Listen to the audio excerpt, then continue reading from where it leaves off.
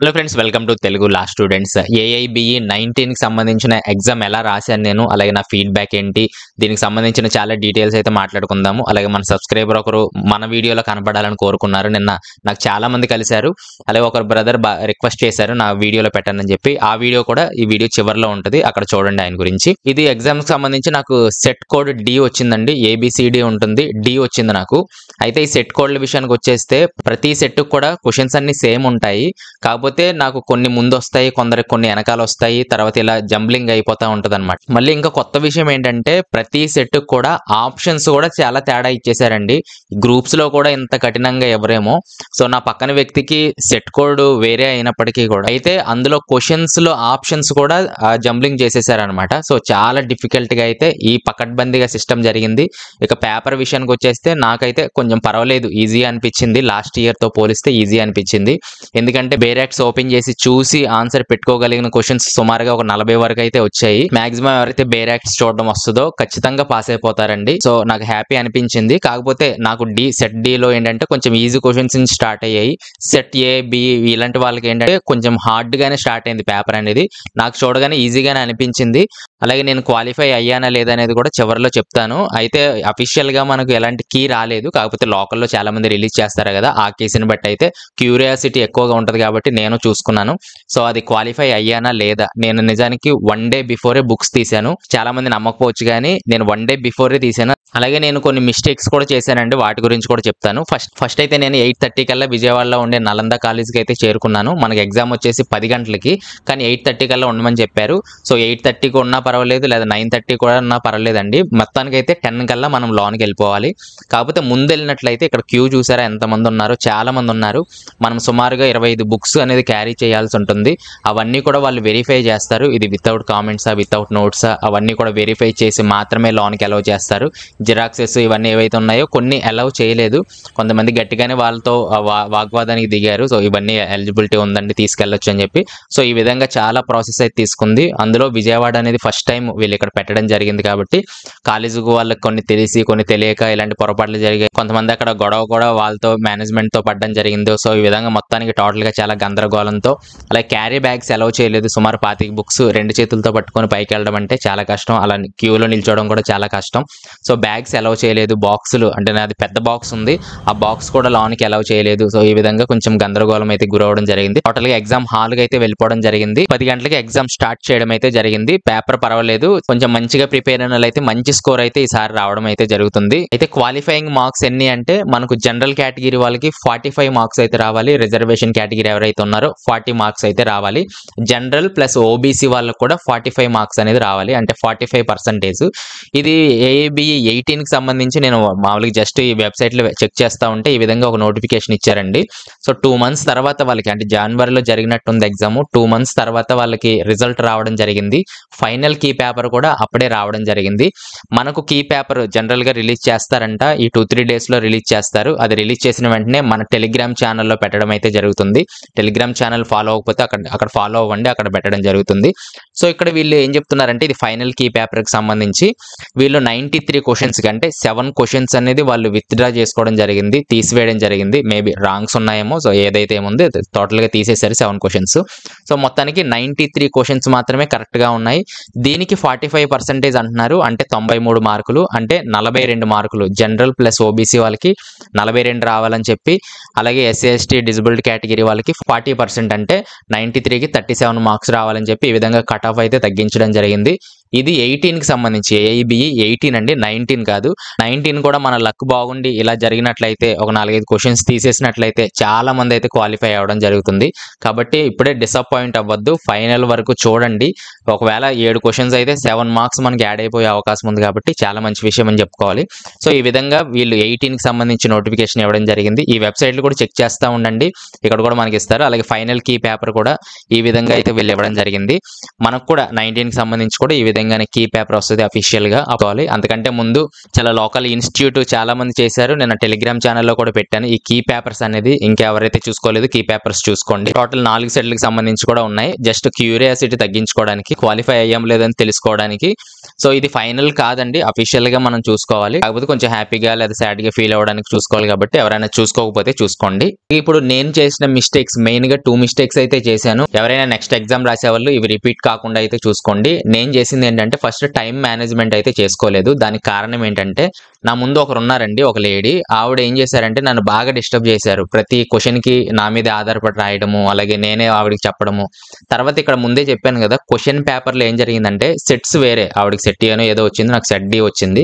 అలాగే కొన్ని క్వశ్చన్స్ ఒకటే అయినప్పటికీ కూడా ఆప్షన్స్ చాలా డిఫరెన్స్ ఉన్నాయి. నాకు డి కరెక్ట్ అయితే ఆవిడకి ఏలో ఉంది, ఆన్సర్ అనేది ఏలో ఉంది.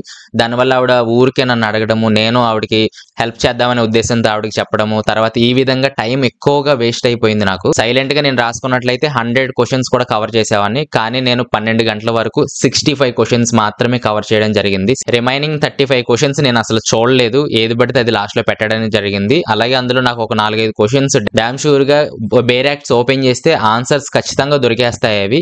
అవి కూడా నేను బుక్ ఓపెన్ చేసే టైం లేక వాటిని వదిలేయడం అయితే జరిగింది. సో మెయిన్ గా ఏంటంటే ఇతరులకి చూపించాలని కూడా మంచిదే. అంటే ఆవిడ 3rd టైం రాస్తుంది, ఫస్ట్ సెకండ్ 3rd టైం రాస్తుంది. అందులో ఫస్ట్ ఆవిడ మరొక మిస్టేక్ చేసింది. ఇన్విజిలేటర్ చెప్పకుండానే ఇక్కడ మనకు నెంబర్ ఉంటుంది కదా, కాలేజ్ సెంటర్ కోడ్, అది వేయకుండా ఆ సెంటర్ కోడ్ పైన ఎప్పుడు కూడా మనం రాసుకోవాలి. నెంబర్ రాసుకొని కింద బబుల్ చేయాల్సి ఉంటుంది. ఆవిడ ముందే బబుల్ చేసేసింది, రాంగ్ చేసేసింది.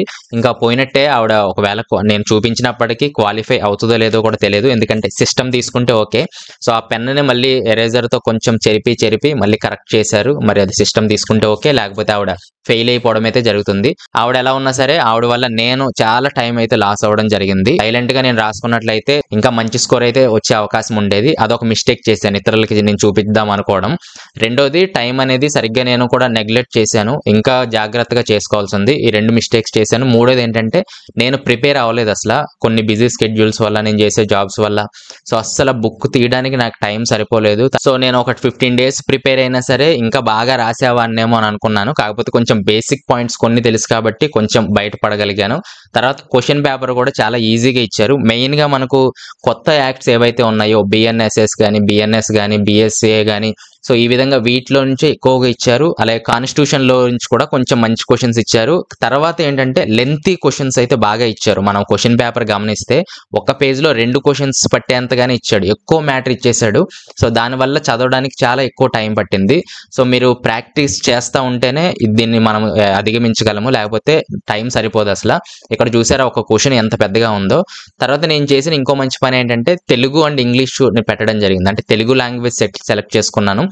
దానివల్ల కొంచెం ఫాస్ట్ గా మూవ్ అవ్వగలిగాను. ఇంగ్లీష్ మనం అవన్నీ కొన్నిసార్లు అర్థం కొన్ని వర్డ్స్ అనేది, కాకపోతే అవి తెలుగులో కొంచెం ఈజీగా ఉంటాయి. తర్వాత బేరాక్ట్స్ ఎత్తుక్కోవడానికి కూడా నాకు తెలుగు ఇంగ్లీష్ కాంబినేషన్ అనేది చాలా ఉపయోగపడింది. దానివల్ల కొంచెం ఫాస్ట్ గా ముందుకెళ్ళగలిగాను. సో మొత్తానికైతే అన్ని కవర్ చేయలేకపోయాను అనేది రిగ్రెట్ అయితే ఉండిపోయింది.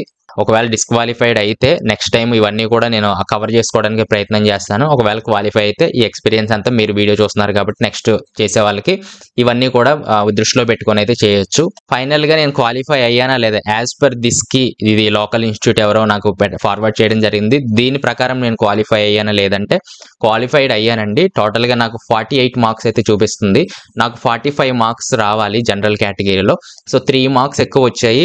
అఫీషియల్ కీ పేపర్ లో ఎలా వస్తుందనే తెలియదు. నేను బార్డర్ లో ఉన్నాను, ఒక 3 మార్క్స్ తగ్గితే డిస్క్వాలిఫైడ్ అయిపోతాను. సో ఒకవేళ లాస్ట్ ఇయర్ లాగా ఒక 7 మార్క్స్ యాడ్ చేస్తే క్వాలిఫై అయిపోతాను. సో మొత్తానికి అయితే బార్డర్ లో ఉన్నాను కాబట్టి నేను ఎంజాయ్ చేయలేకపోతున్నాను టోటల్ గా. ఎనీవే అఫీషియల్ కీ వచ్చేదాకా చూస్తాను. ఒకవేళ డిస్క్వాలిఫైడ్ అయితే మళ్ళీ మంచిగా రాయడానికి అయితే ప్రయత్నం చేస్తాను. మనకు లిమిట్స్ కూడా తీసేశారని ఇప్పుడే ఒకరు నాకు ఫార్వర్డ్ చేసేసారు. అంటే ఎన్నిసార్లు అయినా 2 years లోనే కంప్లీట్ చేయకుండా ఇంకా ఎన్నిసార్లు అయినా రాయొచ్చు అనేది వచ్చింది. అది ఫేకో కాదు తెలియదు, సమ్వన్ ఫార్వర్డ్. ప్రస్తుతానికి నా ఫీడ్బ్యాక్ ఇదే. పేపర్ అయితే ఓకే, నేను కూడా పర్వాలేదు, అనుకున్న దానికంటే ఎక్కువగా రాశాను. 1 day లో ప్రిపేర్ అయ్యి రాయడం అంటే కొంచెం కష్టమేనండి. చాలా మంది డిస్క్వాలిఫైడ్ అయిపోయారని కొంచెం బాధపడుతున్నారు. అలాంటి వాళ్ళు కొంచెం గుడ్ న్యూసే, ఎందుకంటే కొన్ని మార్క్స్ యాడ్ అయ్యే అవకాశం కూడా మనకు కనిపిస్తుంది లాస్ట్ ఇయర్ దాన్ని బట్టి. కాబట్టి అలాగే మన సబ్స్క్రైబర్స్ చాలా మంది అయితే నాకు కలవడం జరిగింది. ఆ వీడియోస్ చూసుకుంటూ వస్తూ కూడా నన్ను చూసి కొంచెం ఆశ్చర్యానికి గురయ్యారనమాట. ఓకే, ఈ క్లిప్ కూడా చూసేయండి. అందరూ కలిసి వెళ్ళారు కానీ వీళ్ళు చివరి వరకు ఉన్నారు నాతో. నేను వెళ్ళేంత వరకు కూడా నాతోనే ఉన్నారు. ఈ వీడియో క్లిప్ చూసేసిన తర్వాత నెక్స్ట్ వీడియోలో మళ్ళీ మిగిలిన కూడా మాట్లాడుకుందాం. Thank you, thanks for watching. Okay hi, AIB 19కి వచ్చాను. నా రూమ్లోనే మన బ్రదర్ సబ్స్క్రైబర్ కలిశారు. సో మీ పేరు చెప్పండి. నా పేరు సుజన్ రాజు అండి, ఫ్రమ్ కైకిలూరు. డిఎన్ఆర్ లా కాలేజ్లో 5 years LLB పూర్తి చేశాను. ఆల్ ఇండియా బార్ ఎగ్జామినేషన్ రాబని చెప్పి వచ్చాను. సో బ్రదర్ని కలిసాను, చాలా హ్యాపీగా ఉందండి. బ్రదర్తో పాటు ఆయన రూమ్లో నేను కూడా ఎగ్జామ్ రాశాను. సో చాలా హ్యాపీ, ఎందుకంటే ఆయన వేలు ఆయన అంటే ఆయన వంతుగా ఆయన సొసైటీకి ఏదైనా చేయాలని ఆలోచనతో అంత బిజీ షెడ్యూల్ ఉన్నా సరే ఈ రోజును బట్టి ఎవరు కూడా ఒక చిన్న హెల్ప్ చేయమని చేయరు. అలాంటిది ఆయన టైం కేటాయించుకుని వీడియోస్ పెట్టడం ద్వారా అలాంటి వాళ్ళకి చాలా హెల్ప్ అవుతుంది. సో దానికైతే నిజంగా థ్యాంక్ యూ బ్రో. ఆ విధంగా అయితే ఇక్కడ ఎగ్జామ్ అయితే పర్లేదండి, పేపర్ బాగానే వచ్చింది, ప్రిపేర్ అయితే బాగానే ఉంటుంది. ఇవన్నీ నేను చెప్పమనలేదు, బ్రదరే మన ఛానల్లో ఒక వీడియోలో వస్తానని చెప్పారు. సో వీడియో రికార్డ్ చేస్తున్నారు.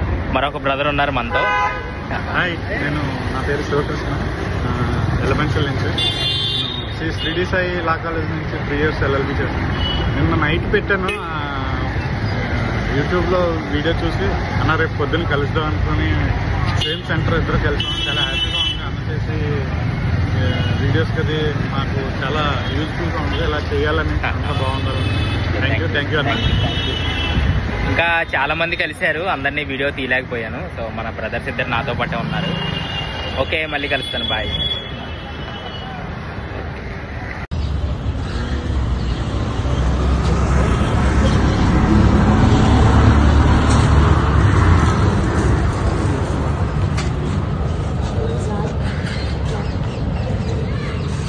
చేస్తారా